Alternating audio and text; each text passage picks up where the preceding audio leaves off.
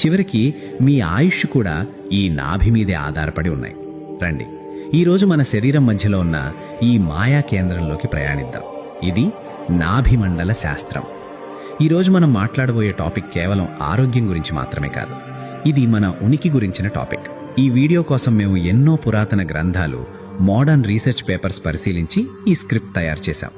ఈ వీడియో చివరి వరకు చూస్తే మీ శరీరంలో ఉన్న ఒక అద్భుతమైన స్విచ్ని ఆన్ చేసే టెక్నిక్ మీకు తెలుస్తుంది. దయచేసి ఎక్కడా స్కిప్ చేయకండి. మన భారతీయ సంస్కృతిలో ఏ కథలోనైనా ఒక లోతైన సైన్స్ దాగి ఉంది. మీకు పద్మనాభస్వామి గురించి తెలిసే ఉంటుంది. ఆ పేరులోనే అర్థం ఉంది, పద్మము నాభిలో కలిగినవాడు అని.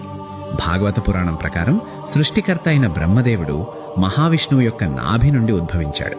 దీని అర్థం ఏంటి? నాభి is the origin of creation.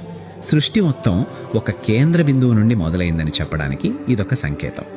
ఋగ్వేదంలోని 10వ మండలం 9వ సూక్తంలో ఒక మంత్రం ఉంది, నాభ్యా ఆసీ దంతరి